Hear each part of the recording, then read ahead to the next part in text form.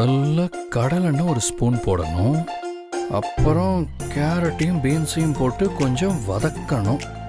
அப்புறம் தேவையான அளவுக்கு உப்பு போடணும். ஹே பாரதி, நீங்க எப்போ இங்க வந்தீங்க? ரொம்ப ஜாலியா இருக்கீங்க போல இருக்கு. ஏங்க, இதுக்கு பேர் தான் உங்க ஊர்ல ஜாலியா? நான் சென்னையில் இருக்கும்போது கிச்சன் பக்கமே போனது இல்லைங்க. அப்படியே போனாலும் என் பொண்டாட்டி கூட ரொமான்ஸ் பண்ண தான் போவேனே தவிர கேரட் நறுக்கவோ இல்லை வெங்காயம் நறுக்கவோ போனதே கிடையாது. என்ன இப்படி சமைக்கிற அளவுக்கு கொண்டு வந்து விட்டுட்டு ஜாலியா இருக்கியான்னு வேற கேக்குறீங்க. எனக்கு இருக்கிற கோவத்துக்கு உங்களுக்கு கொன்னாலும் என் கோவம் தீராது. ஏங்க, நான் என்னங்க பண்ணேன்? உங்களை யார் தமிழ் கூட விளையாட சொன்னது? நான் அவ கூட விளையாடினதுக்கா என்ன கொலை பண்ணுவேன்னு சொல்றீங்க? அப்படி ஒன்றும் நாங்கள் கொடூரமாலாம் விளையாடலையே. கண்ணாம்பூச்சி, பாண்டி தாயம், ஐஸ் பாய்னு நார்மலாக தானே விளையாடணும். எனக்கு கிண்டலா? அப்படியே உண்மையிலே அடிச்சிருவேன் பாத்துக்கோங்க. ஏங்க, இது என்னங்க கொடுமையா இருக்கு? குழந்தையோட விளையாடினதுக்கு யாராவது இப்படி கோவப்படுவாங்களா?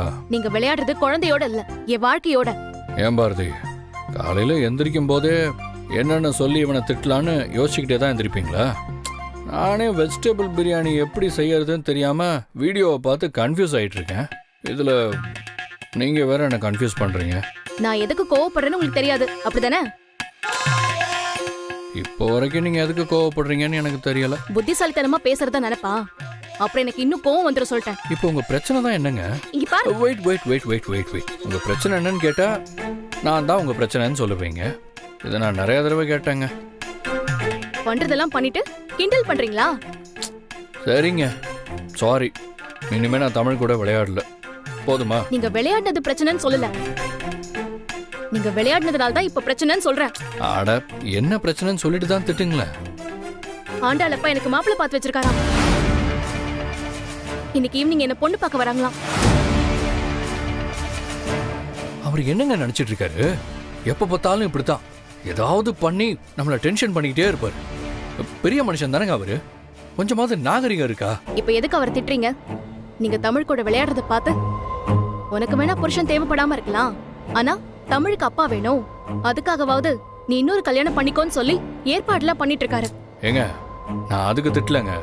அவர் எப்பவும் நல்லா தான் பேசுவாரு. அவர் வீட்டுல ஒரு ஃபங்க்ஷன் நடக்க போது என்கிட்ட ஒரு வார்த்தை கூட சொல்லங்க, அதனாலதான் திட்டிட்டு இருக்கேன். அவரை கூட விடுங்க, இந்த அழகர் பயலாவது ஒரு வார்த்தை சொல்லிருக்கலாம்ல. அவனும் சொல்லலைங்க. அவரு சொல்லலன்னா என்ன, நான் சொல்றேன். இன்னைக்கு ஈவினிங் என்ன பொண்ணு பார்க்க மாப்பிள்ள வராங்க, நீங்களும் வந்துருங்க. மாப்பிள்ள எப்படி இருக்காருன்னு பார்த்து சொல்லிட்டு போங்க. அப்ப நீங்களும் ரெடி ஆயிட்டீங்களா? இங்க வந்து உங்ககிட்ட பேசுற வரைக்கும் எனக்கு அப்படி ஒரு ஐடியாவே இல்ல. ஆனா இப்ப முடிவு பண்ணிட்டேன்.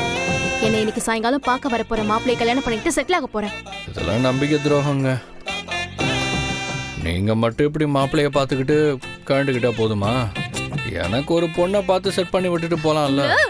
நிஜமாவே குத்தி கொன்னுருவேன். கொலையும் செய்வாள் பாரதி.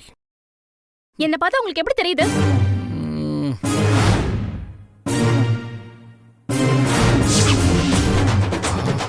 இப்ப இத சொன்னோம், உண்மையிலே குத்துனாலும் குத்திடுவாங்க. பேசாம இருப்போம்.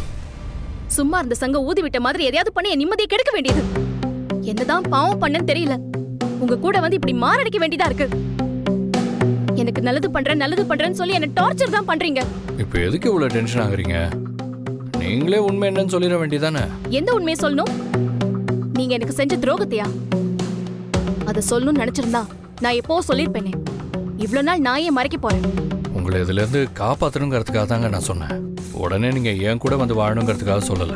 நீங்க என்ன காப்பாத்துறதை விட நான் இதுல சிக்கி சீரழியறதே பெட்டர். அப்புறம் எதுக்கு இதெல்லாம் என்கிட்ட வந்து சொல்லிட்டு இருக்கீங்க? சொல்லிட்டு இருக்கல, உங்களை திட்டிட்டு இருக்கேன்.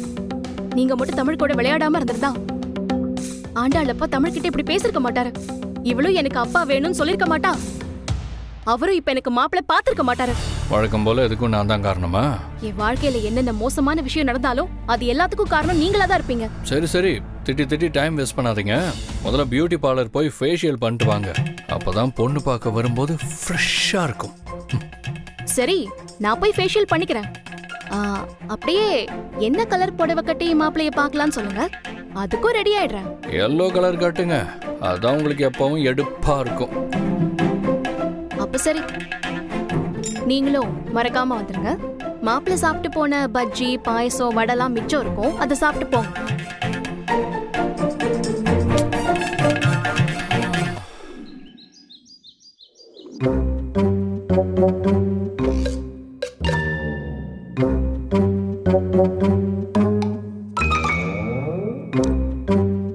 நீ சொன்ன மாதிரி பாரதி இன்னைக்கு உண்மை சொல்லிடுவாங்கன்னு நினைக்கிறேன்.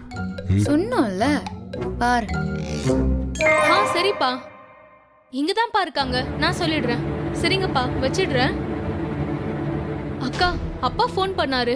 இன்னும் 1 மணி நேரத்துல நல்ல நேரம் ஸ்டார்ட் ஆகுதாம். மாப்பிள்ளை வீட்டுக்காரங்களாம் வந்துகிட்டு இருக்காங்களாம். நீங்க சீக்கிரம் ரெடி ஆயிடுங்கக்கா. அம்மா,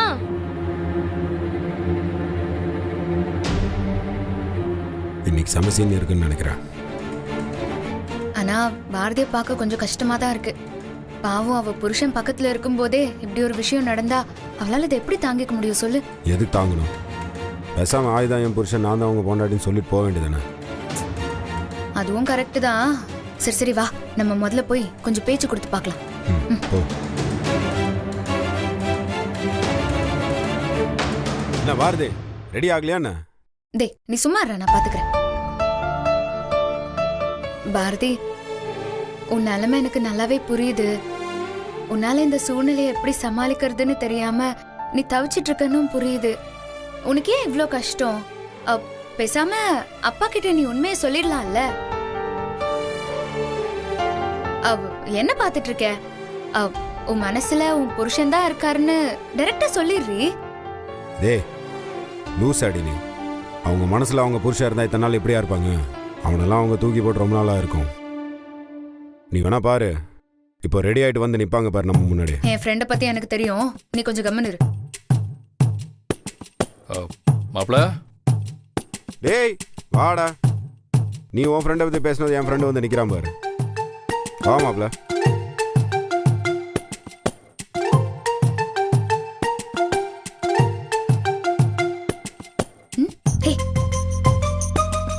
பாரு என்ன மாப்பிள்ள, ஆண்டாள் ஃப்ரெண்டை யாரோ பொண்ணு பார்க்க வராங்கன்னு சொன்ன, எங்க அவங்க என்ன ரெடி ஆகாமலே இருக்காங்க? ஆமா, உங்களுக்கு யார் சொன்னா இவ்வளவு பொண்ணு பார்க்க வராங்கன்னு? அது உங்க ஃப்ரெண்டு தாங்க சொன்னாங்க. இதெல்லாம் பார்க்க முடியாம தான் வந்து நிக்கிறியா நீ? என்னது? அது ஒண்ணும் இல்ல, இதை பாக்குறதுக்கு தான் வந்து நிக்கிறியா நீன்னு கேட்டேன். அது மட்டும் இல்ல மாப்பிள்ள, இந்த பொண்ணு பார்த்துட்டு போனதும் இந்த பஜ்ஜி வடை பாயசம் இதெல்லாம் தரோன்னு சொன்னாங்க. அதுக்கு தான் வந்தேன். ஆனா இங்க வந்து பார்த்ததுக்கு அப்புறம் தான் தெரியுது அவங்களுக்கு அதுல விருப்பம் இல்லை போல. மச்சான், அது அவ்வளோ ஈஸி இல்லை மச்சான். மனசுக்குள்ள ஒருத்தர் இருக்கும்போது இன்னொருத்தர் எப்படி பார்க்க முடியும்? அது எப்படி உங்களுக்கு தெரியும்? ஏன்னா அவங்க நிலைமையில தானே நானும் இருக்கேன். என்னாலையும் என் பொண்டாட்டியை மறக்க முடியல. என் மனசு முழுக்கமா அவங்க தானே இருக்காங்க. ஆண்டாள், மாப்பிள்ளை வீட்டுக்காரங்க 5 மணிக்கு தான் வராங்கன்னு அப்பா சொன்னாரு. அதான் நான் இன்னும் ரெடி ஆகாம இருக்கேன். தோ நான் இப்பவே போய் ரெடி ஆகுறேன். எனக்கு பிடிச்ச கலர்ல புடவை கட்டி நிறைய மல்லிகைப்பூ வச்சு நல்லா மேக்கப் போட்டு ரெடி ஆயிட்டு வரேன் பாரு.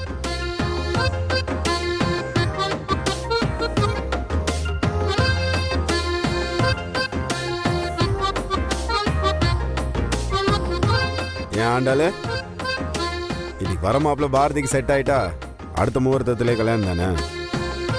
அப்படிதான் அப்பாவும் பேசிட்டு இருந்தாரு. என்ன மாப்பிள்ள, இந்த பாரதி கல்யாணம் முடியறதுக்குள்ள உனக்கு ஒரு பொண்ணு பார்த்து கல்யாணம் பண்ணி விட்டுறலாம், என்ன சொல்ற? ஓகேதான். ஆமா இல்ல என்ன?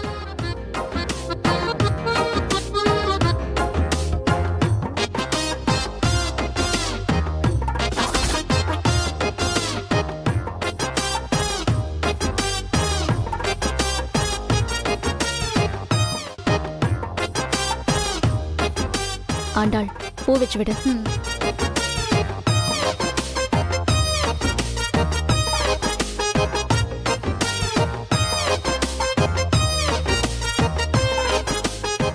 ஏய், என் கண்ணே பற்றும் போல இருக்குடி. மாப்பிள்ள பாத்துட்டு போனதும் நானே உனக்கு திருஷ்டி சுத்தி போடுறேன். உன்னை மாப்பிள்ள இன்னைக்கு பார்த்த உடனே இன்னைக்கே கல்யாணம் பண்ணிக்கிறேன்னு சொல்ல போறாரு பாரு.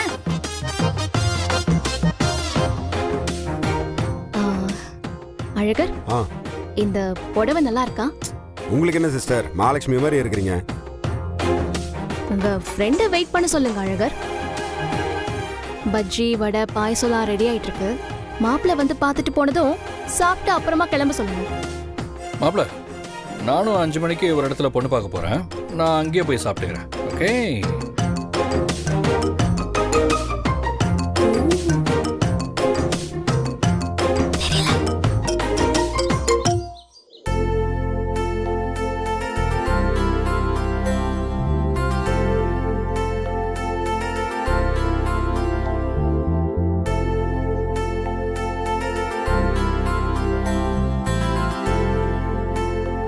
பாரதி, இப்பதான் பார்க்க லட்சணமா இருக்க.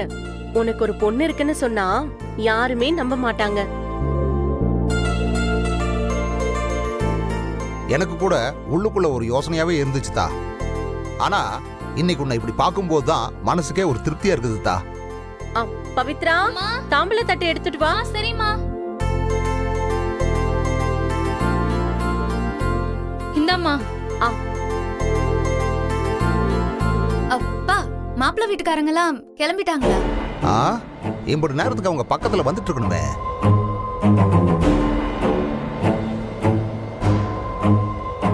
ஏய், உன் அம்மா எப்படி இருக்கா? சூப்பரா இருக்காங்க.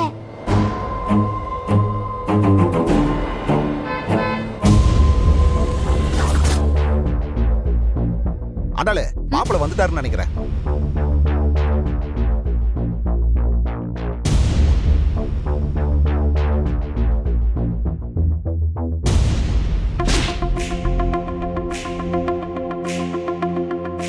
ஏப்பா ஆதி, என்னப்பா இங்கே நின்னுட்ட? வா.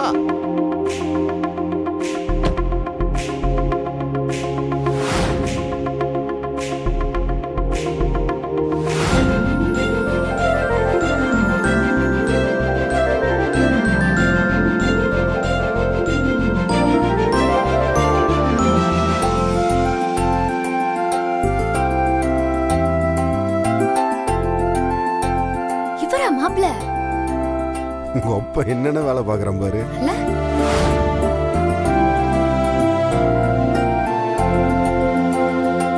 வாங்க மாப்பிள்ள, வாங்க இப்படி உட்காருங்க. உட்காருங்க மாப்பிள்ள. லட்சுமி, நம்ம ஆதி தம்பி தான் மாப்பிள்ளைன்னு சொல்லவே இல்லையே. நானும் யோசிச்சு பார்த்தேன். அது வந்து நம்ம பாரதிக்கு பொருத்தமா தகுதியா இருக்கிற ஒரே பையன் ஆதிதான்னு தோணுச்சு. அதான் அன்னைக்கு இவரை நேரடியாவே கேட்டுக்கிட்டேன்.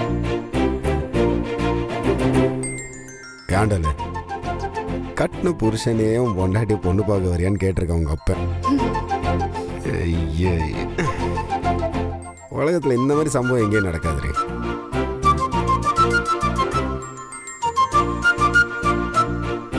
சரி சரி, இன்னும் எவ்வளவு நேரம் தான் இப்படியே பார்த்துட்டே இருப்பீங்க? சட்டுப்புட்டுன்னு பேசி முடிங்க. அதான் பேசிட்டு இருக்கோம்ல. பையனை பாரதிக்கு பிடிக்கிறத விட நம்ம வீட்டு இளவரசிக்கு ரொம்ப பிடிக்கணும். முதல்ல அவகிட்ட என்னன்னு கேளுங்க.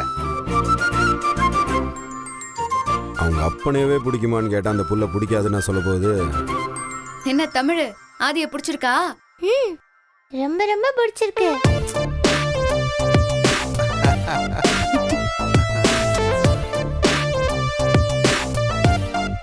இவளுக்கு பிடிச்சதுனாலதான் இந்த பேச்சுவார்த்தையே ஆரம்பமாச்சு. ஆமா, அவ எப்பவுமே ஆதி வீட்டுல தானே கடையா கடந்துட்டு இருப்பா. அதான் ஆதியை டக்குன்னு பிடிச்சிருச்சுன்னு சொல்றா. என்ன பாரதி, நீ எதுவும் பேசாம இருக்க? அவங்களுக்கு சந்தோஷத்துல பேச்சு வரலன்னு நினைக்கிறேன். அப்படிதானே? சரி, மாப்பிள்ளைக்கு பாடத் தெரியுமா? இது என்ன புதுசா இருக்கு? வழக்கமா பொண்ணுக்கு பாட தெரியுமான்னு தானே கேட்பாங்க. அதெல்லாம் அந்த காலம். இப்பெல்லாம் மாப்பிள்ளைக்கு பாடத் தெரியுமான்னு தான் கேட்போம். மாப்பிள்ள பாட மாட்டாரு. வேணும்னா மாப்பிள்ளையோட ஃப்ரெண்டு நான் பாடலாமா? அதை கேட்டு நாங்க ஓடணுமா? நாடி பவித்ரா லந்தா, நான் இவர் கூட கொஞ்சம் தனியா பேசணும்.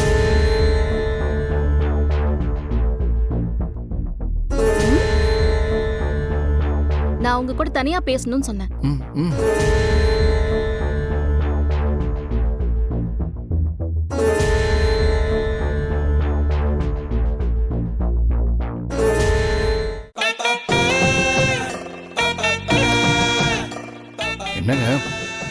மாப்பிள்ளை கிட்ட தனியா பேசணும்னு சொல்லி கூட்டிட்டு வந்துட்டு அமைதியா இருக்கீங்க. உங்களுக்குலாம் வலிக்கவே வலிக்காதல்ல? அடுத்தவங்க உணர்ச்சியை கொல்றோமேன்னு கொஞ்சம் கூட குற்ற உணர்ச்சியே இல்லைல்ல? எதுக்கு இந்த நாடகம்? யாரை ஏமாத்துறதுக்கு? என்னையா உங்களையா? இல்ல நம்மள சுத்தி இருக்கிறவங்களையா? நீங்க நடந்த எல்லாத்தையும் மறந்துட்டீங்கன்னு நினைக்கிறேன். உங்களுக்கு ஒரு விஷயத்தை ஞாபகப்படுத்தவா? பாரதின்னு ஒரு பொண்ணு இருந்தா.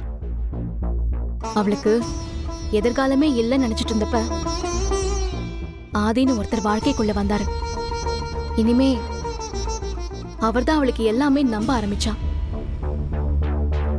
அவரு கேட்கறதுக்கு முன்னாடியே அவ மனச அவருக்கு கொடுத்துட்டா. ஆனா அவருக்கு அவ மனசை விட தான் செஞ்ச தப்ப மறைக்கணுங்கிற எண்ணம் தான் அதிகமா இருந்தது. பாரதிங்கிற அந்த பொண்ணோட மனச ஆதிங்கிற ஒருத்தர் கால்ல போட்டு உதைச்சு மிதிச்சு அந்த மனச குப்பையில போட்டு போயிட்டாரு. அதுக்கப்புறம் அந்த முட்டாள் பாரதி மனசே இல்லாத ஒரு முட்டாள் ஜடம் மாதிரி தான் நடந்துட்டு இருக்கா. இப்போ அந்த மனசே இல்லாத பாரதி முன்னாடி மனசாட்சியே இல்லாத அந்த ஆதி திரும்பவும் வந்து நான் உன் வாழ்க்கைக்குள்ள வரவான்னு கேக்குறாரு. இது எவ்வளவு வேடிக்கையா இருக்குல்ல? நீங்க சொன்னதெல்லாம் சரிதான் பாரதி. ஆனா ஒரே ஒரு சின்ன திருத்தம். தப்பே பண்ணாத ஆதி அதை மறைக்கணும்னு நினைக்க வேண்டிய அவசியமா இல்ல. அவனுக்கு ரொம்ப பிடிச்ச பாரதியோட மனசை மிதிச்சு உதைச்சு தூக்கி போட வேண்டிய கட்டாயமும் இல்லை. அது மட்டும் இல்லைங்க, அந்த பாரதியோட மனசு ஆதிக்கிட்ட பத்திரமா தான் இருக்கு.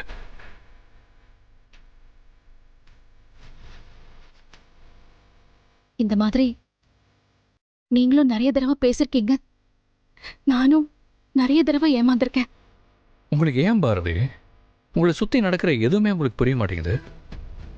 நீங்களும் நானும் ஒன்று சேரணும் தான் எல்லாருமே நினைக்கிறாங்க. நேற்று வரைக்கும் ஆண்டாலும் அழகனும் நினச்சிட்டு இருந்தாங்க. இன்னைக்கு அவங்க அம்மா அப்பான்னு எல்லாருமே நினைக்கிறாங்க. உங்களுக்கு ஞாபகம் இருக்கா இல்லையான்னு எனக்கு தெரியலங்க. நம்ம வாழ்க்கையில் என்ன பண்ணோமோ அதே தான் அவர் அப்பாவும் பண்ணார். இதே மாதிரி ஒரு இடத்துல இதே மாதிரி ஒரு சூழ்நிலையில் என் பாரதிய இந்த ஆதி பொண்ணு பார்க்க வந்து நின்னா.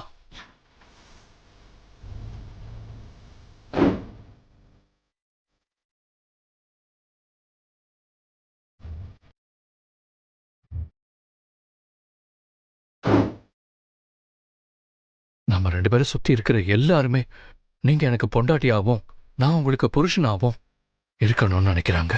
ஆனா நான் அப்படி நினைக்கலையே. உங்க கூட சேரணும், உங்க கூட வாழணும்னு நான் நினைக்கல. அதான் பாரதி எனக்கும் புரிய மாட்டேங்குது. உங்களை தவிர இந்த உலகத்துல எல்லாருமே நாம ஒன்று சேரணும் தான் நினைக்கிறாங்க. ஆனா உங்களுக்கு மட்டும் ஏன் அது தோணவே மாட்டேங்குது? ஏன் அது ஏன்னு உங்களுக்கு தெரியாதா? திரும்பவும் அதை வாயால் நான் சொல்லணுமா? சரி பாரதி, தப்பு எல்லாமே என் மேலன்னு இருக்கட்டும்.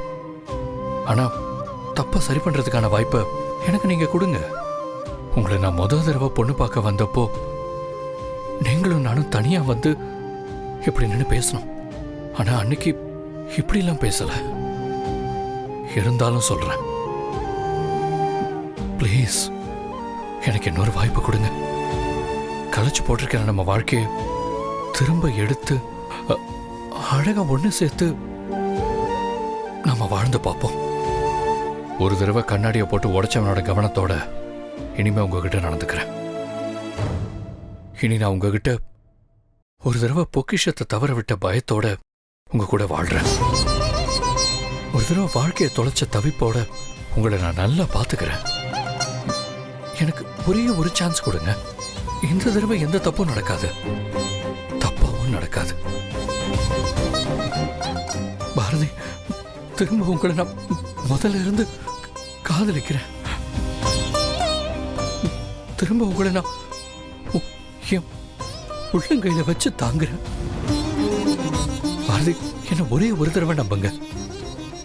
ஒரு தடவை வாய்ப்பு கொடுங்க பாரதி, பிளீஸ். இப்பவே நான் சத்தியம் பண்ணி சொல்றேன் பாரதி, கண்டிப்பா உங்களுக்கு காயப்படுத்த மாட்டேன். ப்ளீஸ் பாரதி.